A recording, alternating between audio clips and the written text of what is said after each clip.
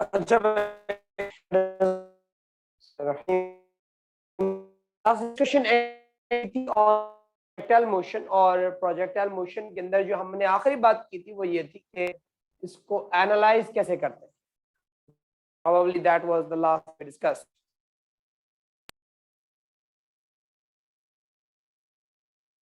अब एक छोटी सी बात हमारी डिस्कशन में बहरा गई थी कल की क्लास में, और वो ये था कि अगर आपको उसकी एनर्जी, उसकी एनर्जी करनी हो तो क्या होगा, किस तरह से चीज चेंज हो रही है। तो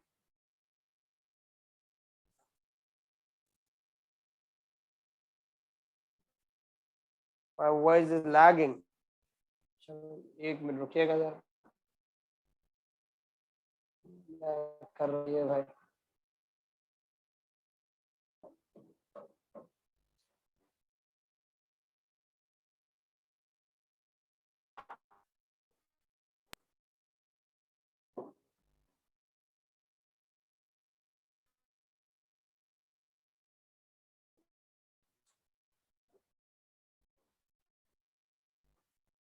हम्म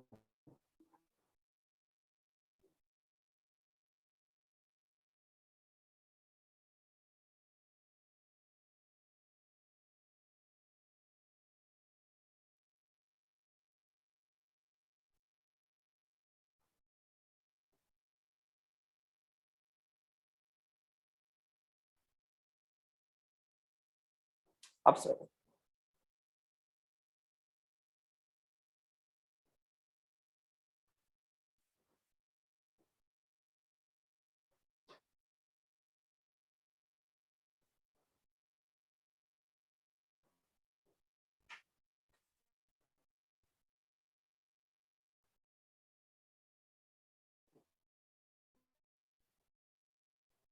जरा हमारी लास्ट गुफ्तगू जिस मौजूद पे आके एंड हुई थी ना, वो projectile motion analysis.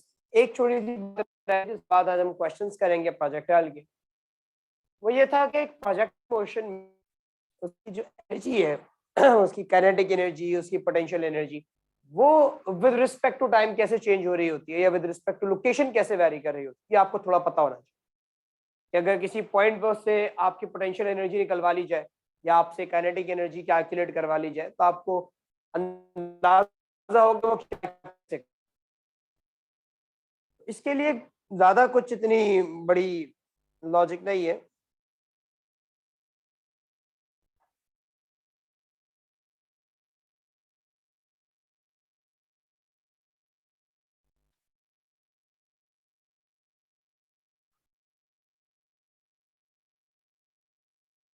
If you talk about energy of a body in projectile, तो मैं एक सिंपल सा प्रोजेक्टाइल यहाँ ड्रॉ करता हूँ।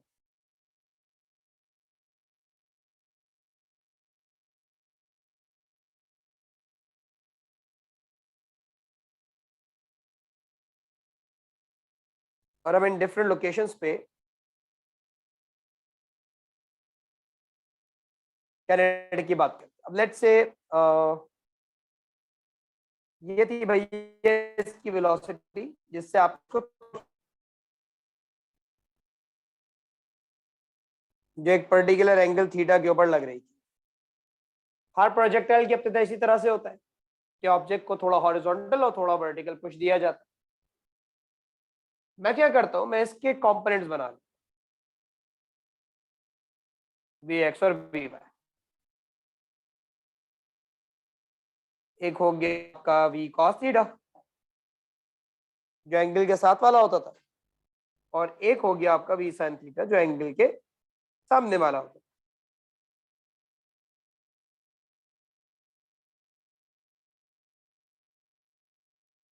अगर मुझसे कोई बोले कि आप बिल्कुल बॉटम, बिल्कुल बेस, उस बॉल की पोटेंशियल एनर्जी बताएं कितनी होगी, तो ये कोई मुश्किल काम नहीं है। आप एमजीएस का कॉन्सेप्ट यूज करके बता सकते हो। बोलोगे सर हाइट ही नहीं है, पोटेंशियल का कहां से सवाल पैदा होगा। तो अगर आप बॉटम पे बात करते हैं तो पोटेंशियल एनर्जी इस वक्त टेक्निकली आपके पास जीरो है, इधर भी और इधर भी। हाइट नहीं थी ना उसके पास, लेकिन अगर मैं आपसे मैक्सिमम हाइट के ऊपर पूछ भाई इस पर्टिकुलर लोकेशन पे बताओ यहाँ पोटेंशियल एनर्जी कितनी, आप बोलते हैं सर इसकी अगर आपको हाइट पता है तो आप यूज कर लीजिए, आपको अंदाजा हो जाएगा इसमें पोटेंशियल एनर्जी कितनी, बस एक एच चाहिए। तो अगर आप फाइंड आउट करना भी चाहते हैं तो आप बासानी फाइंड आउट कर सकते हैं, कह सकते हैं भाई पोटेंशियल एनर्जी का फॉर्मूला लगाइए, और ये मैक्सिमम होगी अभी एमजे से निकाल लें, कोई बड़ी रॉकेट साइंस नहीं है।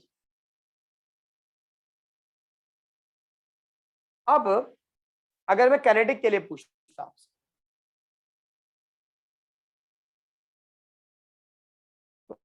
इस जगह पे कैनेटिक एनर्जी आपके पास मैक्सिमम, क्योंकि ऑब्जेक्ट के पास भरपूर स्पीड है, आपने उसे फेंका है अभी तो राइज शुरू हो गए, फिर जाके कहीं वेलोसिटी डिक्रीज होती है इसकी।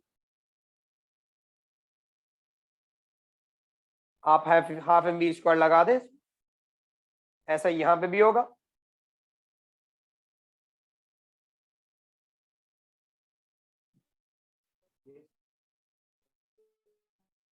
हाँ हाँ, तो काइनेटिक एनर्जी तो आपकी मैक्सिमम होगी ना, जब वापस आके टकराया होगा तब भी स्पीड तो वापस आ गई उसके अंदर, ऊपर जाते हुए स्लो हुआ, नीचे आते हुए स्पीड अप हुआ, तो उसी स्पीड से टकराया जिस स्पीड से उसे लॉन्च किया था मैंने, इसलिए काइनेटिक एनर्जी मैक्सिमम हुई हाफ एम बी स्क्वायर। अब यहाँ पे भी लगा सकते, जो भी इसकी स्पीड होगी वो आप अप्लाई कर दो, और इसमें लॉस नहीं होता क्योंकि तुम एयर रेजिस्टेंस पे नेग्लिजिबल हो, तो रास्ते में कोई लॉस नहीं हुआ वापस उसके बाद मौजूद इस वक्त बॉटम। लेकिन अगर वो मुझे बोलता कि जरा मुझे बताओ मैक्सिमम हाइट पे काइनेटिक एनर्जी कितनी होगी, तो आप क्या मशवरा देंगे?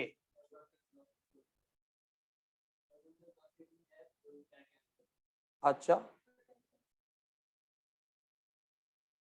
मुझे तो इतना बताओ, जीरो होगी या कोई वैल्यू होगी?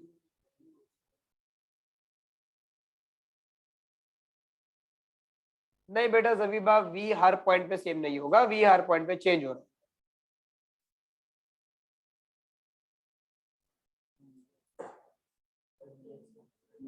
देखिए आपको इतना पता है कि ऑब्जेक्ट की जो काइनेटिक एनर्जी होती है वो उसकी स्पीड की वजह से, राइट? मैक्सिमम हाइट पे मैं मानता हूं वो रुकती है, लेकिन वो आगे बढ़ना नहीं रुकती, उसका राइज रुकता है। जो वेलोसिटी उसकी प्रोजेक्टाइल मोशन में मैक्सिमम हाइट पे जीरो होती है, वो वेलोसिटी उसकी टोटल वेलोसिटी नहीं होती, वो सिर्फ उसकी वेलोसिटी का वर्टिकल कंपोनेंट, हॉरिजॉन्टल शुरू से आखिर तक एक जैसा रहता है। तो मैक्स हाइट पे मेरे बच्चे की स्पीड जीरो नहीं, उसके पास स्पीड है, वो स्पीड है उसकी।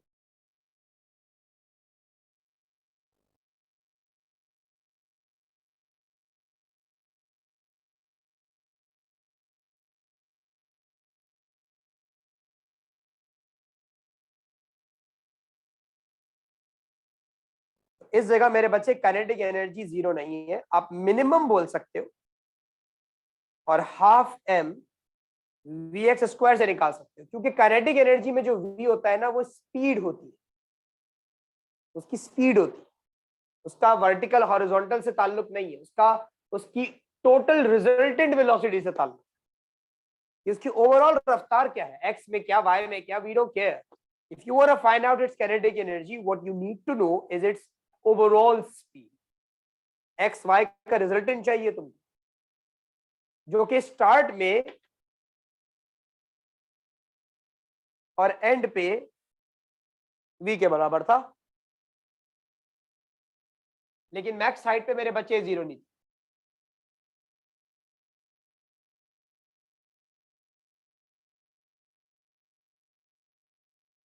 तो मैक्स हाइट के ऊपर तुम्हारे पास जो स्पीड थी वो बी एक्स के बराबर, एंड दैट वाज डिफरेंट। तो काइनेटिक एनर्जी में हमेशा स्पीड रखना, उसको जिस भी जगह पे उसकी स्पीड रखना, उसमें उसका एक्स और वाई मत उठा के रखना शुरू कर, उसका रिजल्टेंट रखना। एग्जामिनर अगर कहीं भी तुमसे रिजल्टेंट अपना काइनेटिक एनर्जी मांग ले, तो तुम उस वक्त की जो स्पीड है वो निकालना, भले उसके लिए तुम्हें एफर्ट करना पड़े, वी एक्स और वी वाई पे पाइथागोरस थ्योरम लगाना पड़े, लेकिन लगाना। इसकी स्पीड मालूम करना और फिर अप्लाई करना काइनेटिक एनर्जी का। इसलिए ये सवाल बहुत कॉमन है एग्जामिनर की तरफ से, मैक्स हाइट पे उसकी काइनेटिक एनर्जी कितनी होगी, अक्सर हम 0 लिख बैठते हैं, क्योंकि हमारे जहनों में मैक्सिमम हाइट पे एक इमेजिनेशन बनी हुई है कि जब कोई चीज मैक्स हाइट पे जाती है तो वो रुक जाती है। और बात गलत भी नहीं है, लेकिन ये तब होता था जब तुम चीज को फेंकते ही वर्टिकल थी, तो होता था कि वो ऊपर, वो जा ही सिर्फ ऊपर रही थी, आगे बढ़ने का तो सवाल ही नहीं था उसमें। तो जब वो मैक्स हाइट पे पहुंचती थी तो वो लिटरली रुक जाती और फिर नीचे गिरती थी। लेकिन प्रोजेक्टाइल के अंदर उसे वर्टिकल मूव नहीं कर रही है, वो हॉरिजॉन्टल भी मूव कर रही है। वो रुकती नहीं है टेक्निकली, वर्टिकल रुकता है उसका, राइज रुकता है उसका, हॉरिजॉन्टल मोशन नहीं रुकता, वो अभी भी रहता है, स्टिल आगे बढ़ रही है। इसलिए प्रोजेक्टाइल में कभी भी मत कहते ना मैक्स हाइट पे काइनेटिक एनर्जी। एमसीक्यूज है इसके, बहुत कॉमनली एमसीक्यूज है।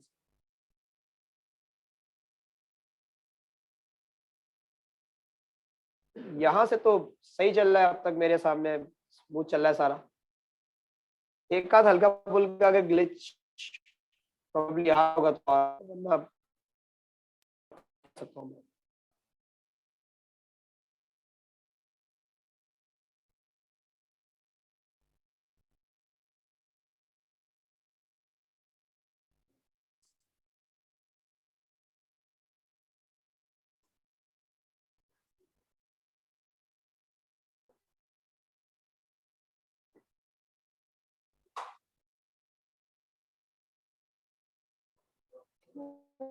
हल्का फुल्का तो मैं और क्या कर सकता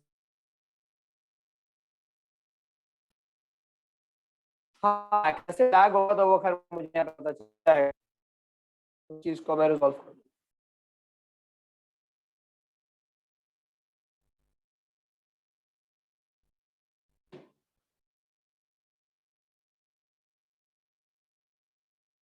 आज नेट की लेटेंसी अच्छी नहीं है। अब हम वहाँ के लिए एग्जाम्पल डिजाइन करते हैं, और एग्जाम्पल में आपको कुछ चीजें जो पॉसिबल क्वेश्चन एग्जाम में प्रोजेक्टाइल से रिलेटेड पूछता है वो निकालना सीखा। पहले एग्जाम्पल लिख देता हूँ मैं।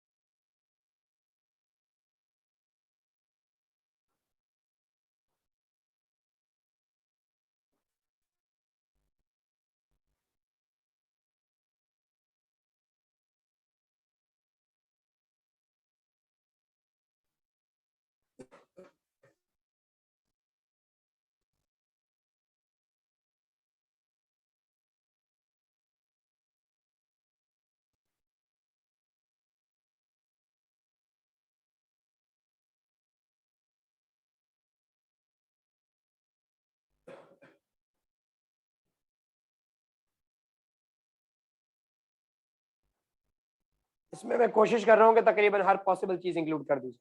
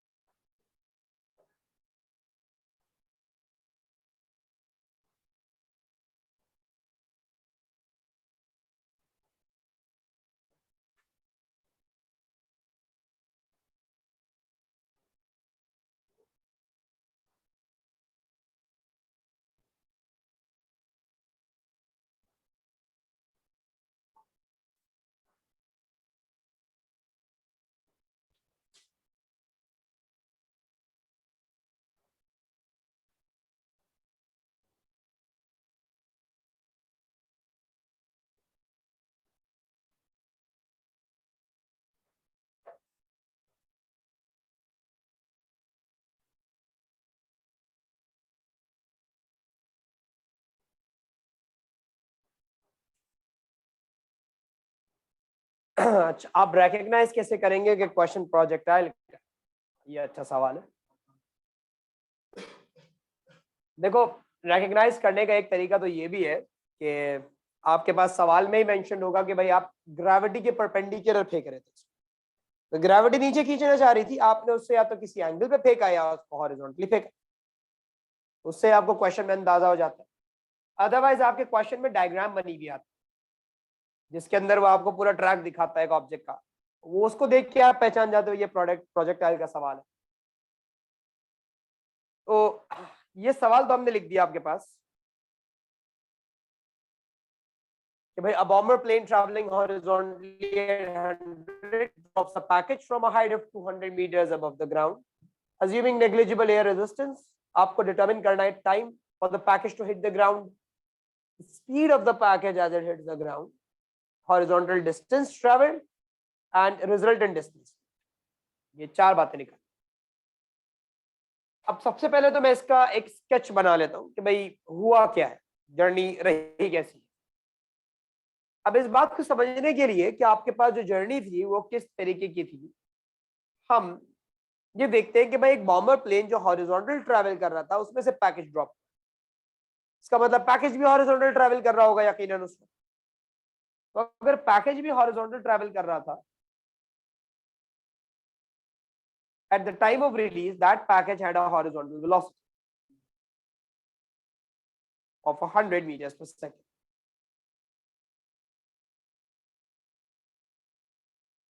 ये आपकी हॉरिजॉन्टल वेलोसिटी।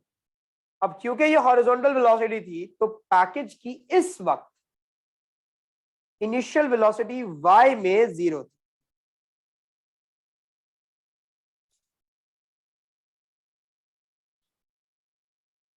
इनिशियल वेलोसिटी इस वक्त y में 0 थी क्योंकि वो हॉरिजॉन्टल ट्रैवल कर रहा था, ना वो राइज कर रहा था ना वो फॉल कर रहा था कि उसके पास y में कोई स्पीड हो। उसके बाद जो कुछ था वो x में था, तो इनिशियल वेलोसिटी y एक्सिस में आपकी 0। और ये मैंने आपको सवाल का कीवर्ड भी बताया, ये कीवर्ड्स होते हैं जो क्वेश्चन को देख के आप समझ सकते हो कि यहाँ चल क्या। अब लाजिम सी बात है, भाई ग्रेविटी का असर हुआ, इस पे पैकेज ड्रॉप होना शुरू हुआ, लेकिन वो वर्टिकल ड्रॉप नहीं, हॉरिजॉन्टल स्पीड होने की वजह से उसमें एक फॉरवर्ड डिस्प्लेसमेंट था। तो ट्रेजेक्ट्री यानी आपके ग्राफ या ग्राफ बोलो सॉरी आपके ऑब्जेक्ट का जो ट्रैक था वो कुछ ऐसा दिखा।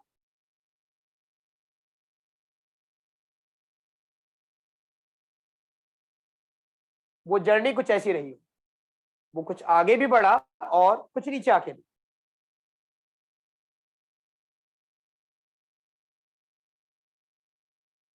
यहाँ पे समझ लो ये ग्राउंड था आपका, यहाँ पे इम्पैक्ट हुआ है,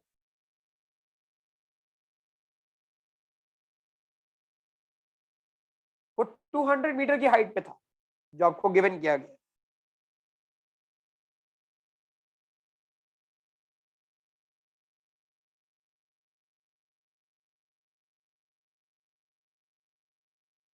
जहां से उसने नीचे की तरफ अपने आप को ड्रॉप करा। क्वेश्चन में सबसे पहली बात जो पूछी गई है वो यही है कि भाई मुझे बताओ टाइम कितना लगा उसको नीचे गिरने, time to hit the ground. अब मेरे बच्चों याद रखना एक बात,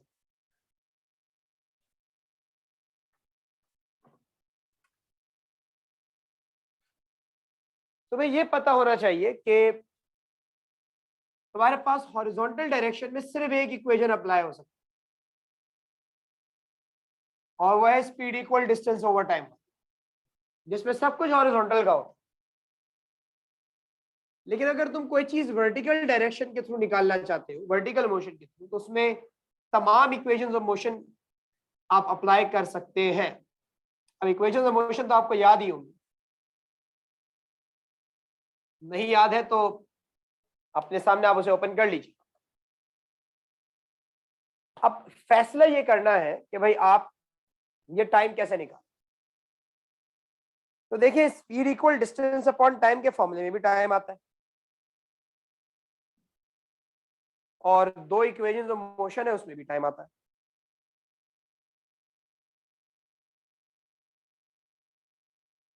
टाइम निकालने के तीन रास्ते हैं आपके पास, या तो हॉरिजॉन्टल जर्नी को एनालाइज कर लो या उसके वर्टिकल ड्रॉप को। अगर मैं हॉरिजॉन्टल एनालाइज करने निकलता हूं तो मैं एक डेडलॉक पे आके खड़ा हो जाऊं, क्योंकि हॉरिजॉन्टल डायरेक्शन में मेरे पास स्पीड के अलावा कुछ भी नहीं। टाइम निकालने के लिए मुझे स्पीड के साथ साथ ये भी पता होना चाहिए कि उसने हॉरिजॉन्टल में डिस्टेंस कितना ट्रैवल, क्योंकि मुझसे पार्ट सी में पूछा गया है। वो ऑब्वियस सी बात है कि वो मुझे गिवन नहीं हो सकता।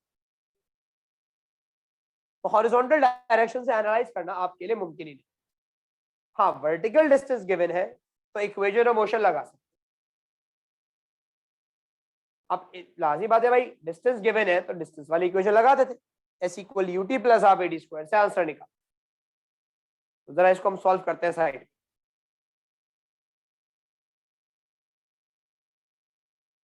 मैंने इक्वेशन अप्लाई की, S equals U T plus half A D square. Projectile के वर्टिकल फॉल को स्टडी किया जा, वो 200 मीटर नीचे गिरा है बेटा, in the direction of gravity.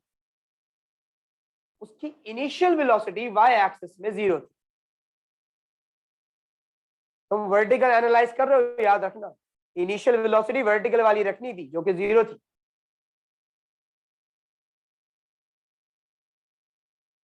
Acceleration due to gravity 9.81 है और टाइम टी स्क्वायर जो कि यहां से बासानी तो टी की वैल्यू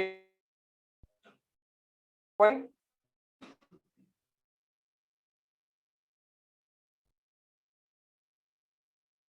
मतलब उस पैकेज को जमीन पे आके गिरने में 6.39 सेकंड्स।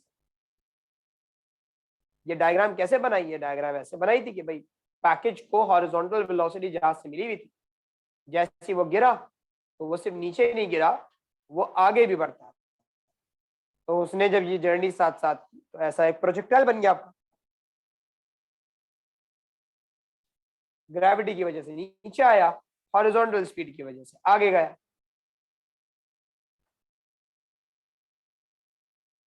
यस शजा।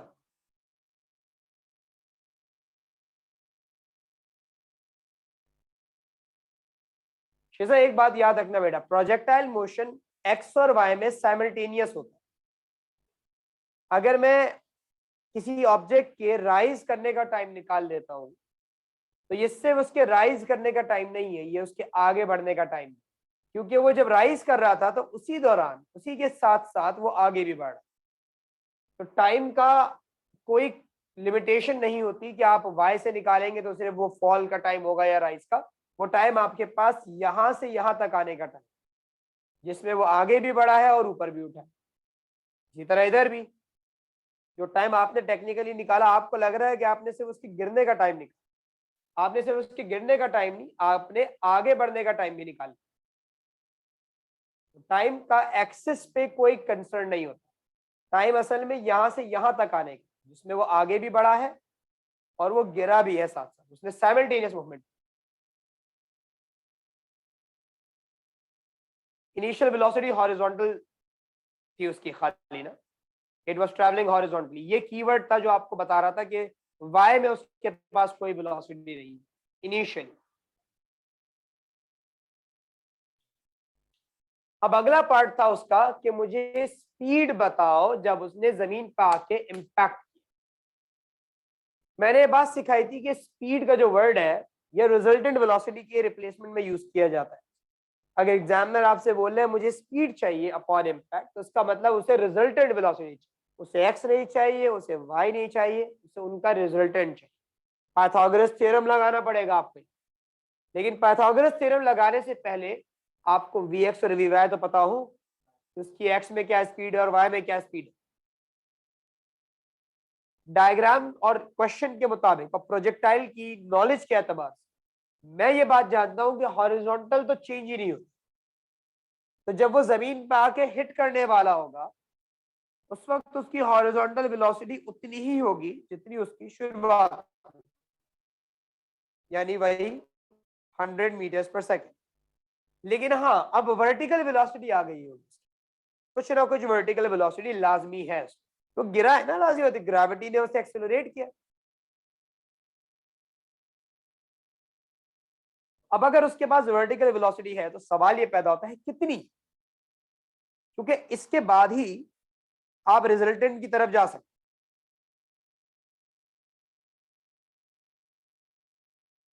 इसके बाद ही आप रिजल्टेंट निकाल सकते हैं, जिसको आप अपना स्पीड बोल रहे हो। तो y एक्सेस के अंदर जो उसकी वेलोसिटी थी उसको निकालने के लिए y में कर लो एनालिसिस। तुम्हारे पास डेटा तो भरपूर है। कैसे भरपूर है? तुम्हें ये पता है इस ऑब्जेक्ट ने शुरू से आखिर तक एक काम किया, और वो है डाउनवर्ड डायरेक्शन में ग्रेविटी की वजह से एक्सेलरेट। तुम्हें एक ही वैल्यू पता है, तुम्हें u पता है, सही। अब u, a, s, यहां तक के टाइम भी निकाल चुके हो अब तक, t भी है, और तुम्हें फाइनल वेलोसिटी चाहिए वर्टिकल में। अब आपने क्या करना है यहाँ पे,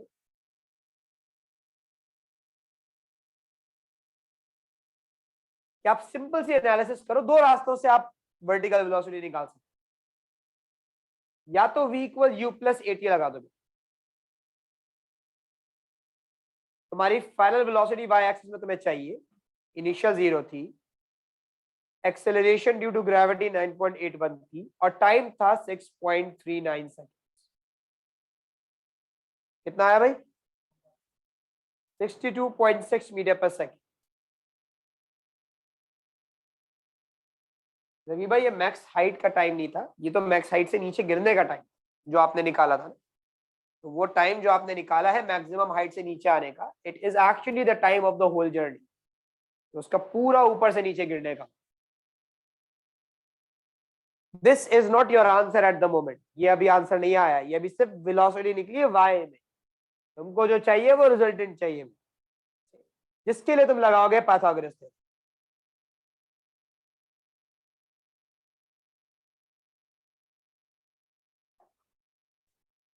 अब अच्छा, एक और बात कर ही देता हूं कि अगर आप चाहते हैं कि भाई मैं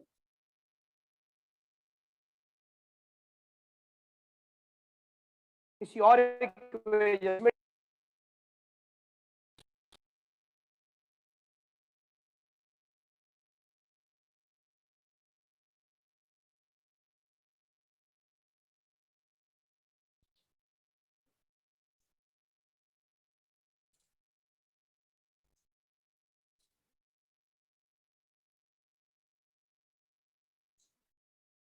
आप S equal U V square square equal to S लगा देते, यहां से आंसर आता। आपकी फाइनल वेलोसिटी आपको चाहिए, इनिशियल 0 थी,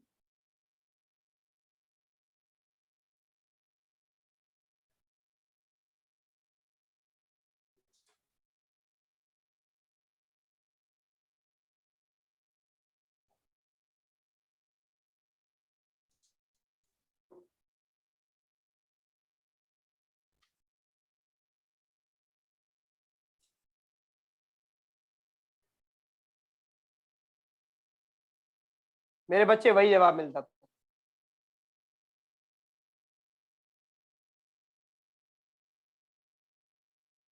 जो तुम्हें पहले मिला। किसी भी रास्ते से वी वाई निकाल, किसी भी रास्ते से। और अब जाओगे रिजल्टेंट की तरफ।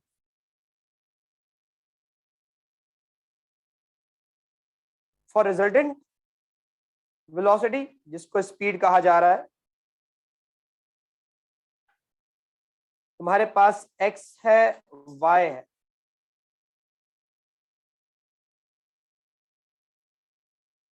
तुम्हारे पास x था 100,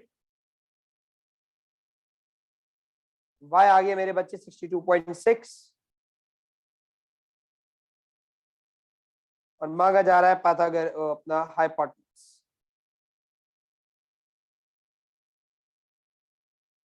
इसको एक राइट एंगल ट्राइंगल बना सकते हो आसानी, जिससे ये बात जस्टिफाई होती है कि हाँ ये सॉल्व ही पाइथागोरस थ्योरम से। और ये तो हमने आपको शुरुआत में सिखाया भी, एक्स और वाई के केस में रिजल्टेंट पाइथागोरस से आता है। तो लगाइए H square equal P square plus B square.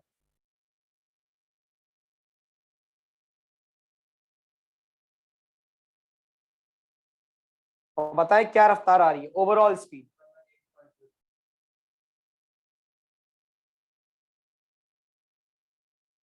बिल्कुल हसन, 118 मीटर्स पर सेकंड।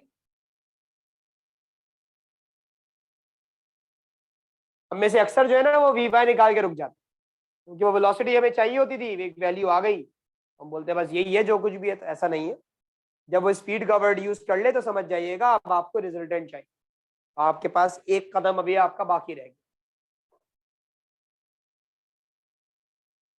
ये स्पीड वाले जो क्वेश्चंस आते हैं पास पेपर में, एमसीक्यू में तो खैर चलो कुछ कर नहीं सकते, 1 मार्क का ही होगा वो। थ्योरी में अगर ये सवाल आता है ना तो 3 मार्क के लिए, जब वो स्पीड वगैरह मांगता है या रिजल्टेंट वेलोसिटी मांगता है तो अक्सर 3 मार्क्स आपको अवार्ड करता है, वो चीज मेहनत ज्यादा है ना।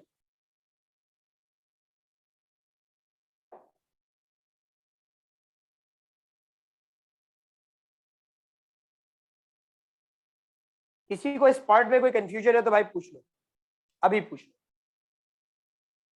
ये पाइथागोरस क्यों लगा और ये वी वाई क्यों यूज किया, ये सारी बात अगर कोई ऐसी चीज जहन में है।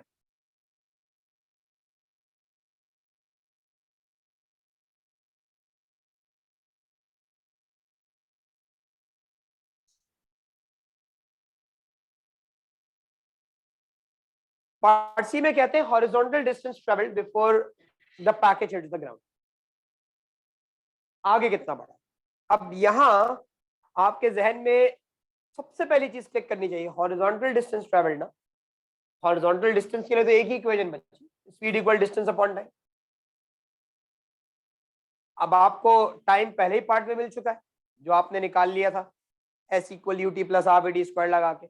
अच्छा वहां मैंने आपको खुद बता दिया था कि आप हॉरिजॉन्टल से क्यों नहीं निकाल सकते, वो डिस्टेंस नहीं था ना जो पार्ट सी में पूछ रहा है, तो आपको वर्टिकली निकालना पड़ा उसका, कि गिरने का टाइम निकाल लो, वही टाइम पूरी जर्नी का हो। और ये बात हॉरिजॉन्टल के लिए भी है कि अगर इत्तेफाक से क्वेश्चन ऐसा आ जाता जिसमें हॉरिजॉन्टल डिस्टेंस होता तुम्हारे पास और हॉरिजॉन्टल स्पीड भी होती, तो हम speed equal distance upon time लगा के जो टाइम निकालते हैं वो टाइम पूरे प्रोजेक्टाइल का होता, उसे उसके आगे बढ़ने का नहीं होता, वो उसके राइज फॉल वॉल सबको इंक्लूड करता, उसकी पूरी ट्रेजेक्ट्री का वक्त होता, क्योंकि वही बात है ना, साइमल्टेनियस मोशन थी। तो पार्ट सी में अगर मुझे हॉरिजॉन्टल डिस्टेंस ट्रेवल चाहिए था तो मैं घूम फिर के एक ही इक्वेशन पे गया, speed equal distance upon time बोलो या velocity equal displacement upon time बोलो, बात एक। भाई आपके पास वेलोसिटी थी हॉरिजॉन्टल में 100, क्योंकि याद रखिएगा सब कुछ एक्स एक्सिस का, हॉरिजॉन्टल डिस्टेंस आपको चाहिए और टाइम आपके पास था 6.39 सेकेंड्स।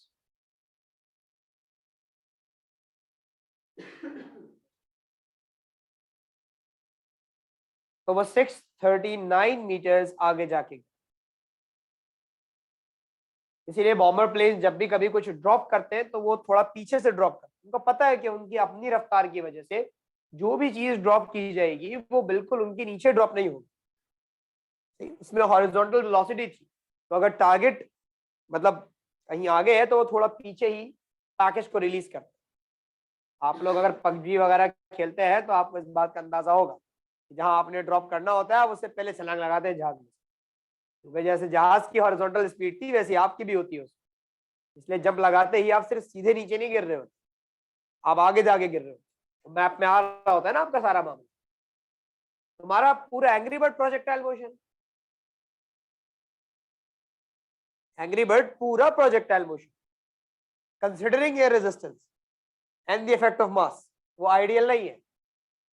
जो भारी वाला होता है ना वो थोड़ी हाइट गेन करता है, जो छोटे वाले होते हैं वो दूर तक जाते हैं। सही है, वो पूरा प्रोजेक्टाइल है, वो जो तुम्हें डॉटेड लाइन दिखती है एंग्री बर्ड में वो ट्रेजेक्ट्री है उसकी, वो आपका है पूरा इसी तरह एनालाइज हुआ वो। स्नाइपर्स प्रोजेक्टाइल को यूज करते हैं बहुत ज्यादा, उनकी रेंज बहुत दूर से होती है ना, तो उनको पता है कि जो बुलेट फायर होगी वो बुलेट यूं नहीं जाएगी, उनको पता है वो बुलेट ऐसे जाएगी। अब ये देखो, ये खेलने वाले सीएस और ये कौन सा सीएस गो खेलते हो तुम, क्या खेलते हो, ये तो लेवल ही अलग चल रहा है ना यहाँ पे लोगों को। अब हेडशॉट मारना होता है आप ऊपर मारता है, हमको पता है ये बुलेट नीचे जाएगी। तो फिर ये तो हम तो इतनी सी बात कर रहे हैं, वो तो विंड स्पीड, उसकी डायरेक्शन, ये सब चीजें देखते हैं कि वो कितना घूमेगी, उसके हिसाब से वो लोकेशन डिसाइड करता है। अभी तो सबसे महंगा होता है यार। हमने तो कभी स्नैपर यूज नहीं की, अपने को तो M4A1 पकड़ा दो, घुस जाएंगे, खत्म। इतना सही होता था वो। कंप्यूटर के अंदर आप बैठे, CS लगाया और यही उठाई, चल मेरा भाई खत्म, और इसी से खेलेंगे। सबसे बकवास होती थी मशीन गन। जब शायद शुरू शुरू में खेलना शुरू करते हो ना, आपको लगता है यार CS के अंदर मशीन गन लेनी है, क्या वाहियात किस्म की। और जो प्रो होते हैं वो तो पता नहीं डीगल वीगल से भी खेल रहे होते हैं, SMG से खेल रहे होते हैं, ऐसी घटिया किस्म की गन होती है, लेकिन उनके शॉट होते हैं अल्लाह अल्लाह। लैंड में तो आप कभी भी ना जाए जब आप बिल्कुल नूब हो, इतने जलील होते हैं आप लैंड करते हैं कहीं पे और आपको कोई मार के चला जाता है, आप बोलते हैं यार ये तो गलत है यार, मुझे मौका तो देना चाहिए।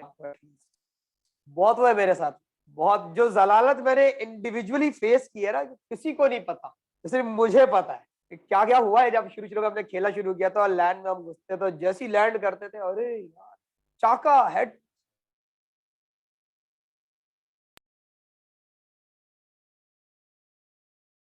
वो तो हमारी टर्म है, डैगर से सर पे खत्म। ये क्या हाल है तुम लोग इस दौर के अंदर, पता नहीं होगा भी नहीं होगा इसके अंदर।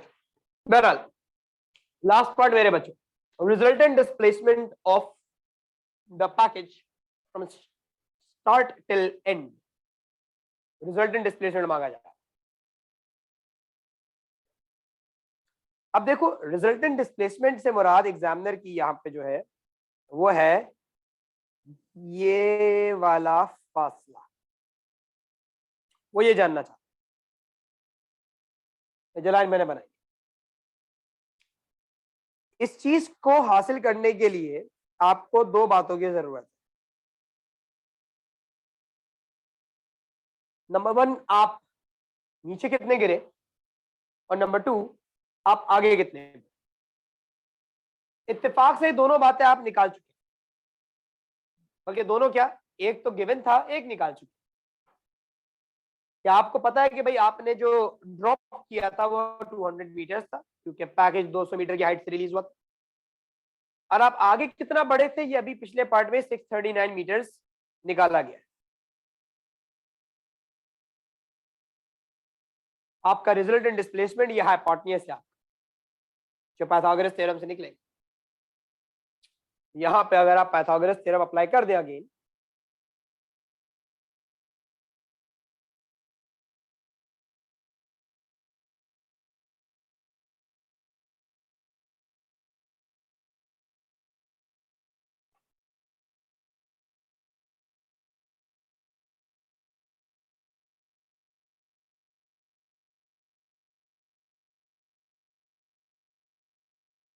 रिजल्ट इन डिस्प्लेसमेंट का कैसे पता चला, सवाल से पता चला, पूछा यही था हमने आपसे। और डिस्प्लेसमेंट तो होता ही यही है कि भाई स्टार्ट से एंड तक का छोटा सा छोटा फासला जो स्ट्रेट लाइन के अलावा कुछ हो ही नहीं सकता। वो निकालने के लिए अगर आपको वर्टिकल ड्रॉप और हॉरिजॉन्टल डिस्टेंस पता है, बस आप जीत गए।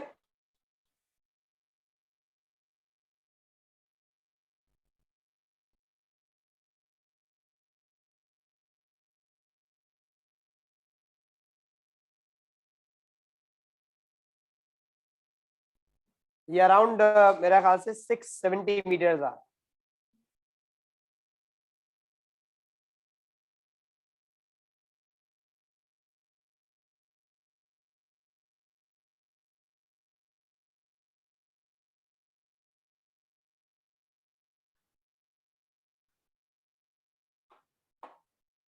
बात समझ में है भाई आप।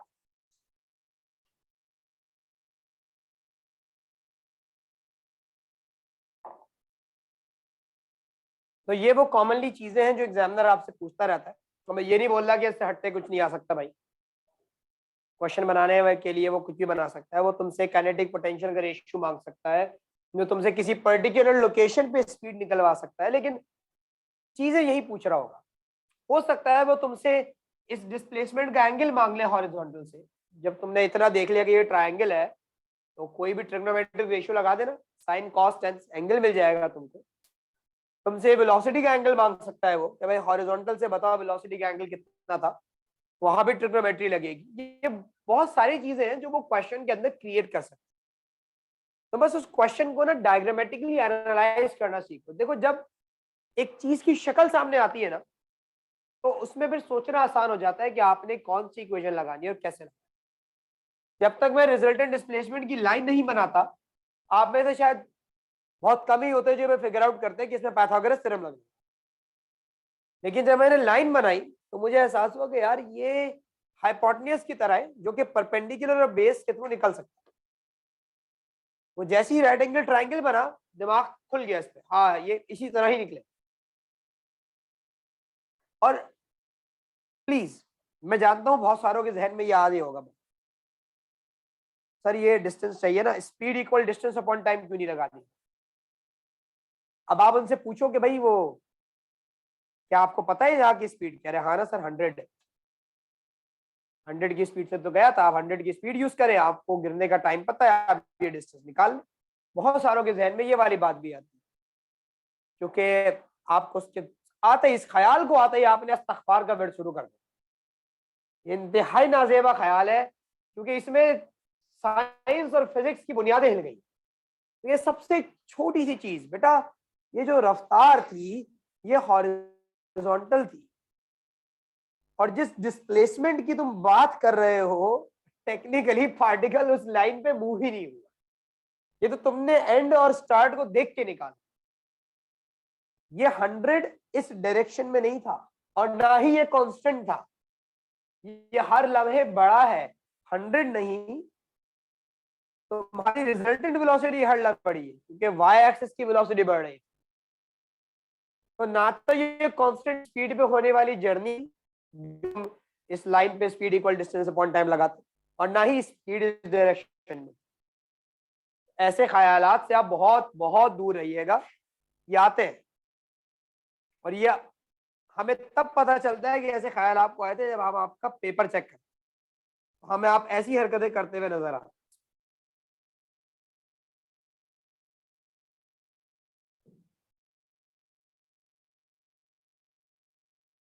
ठीक है भाई, अगली क्लास के अंदर इंशाल्लाह, बल्कि कल probably I will take an online class, इसमें सिर्फ मैं क्वेश्चंस करवाऊँ।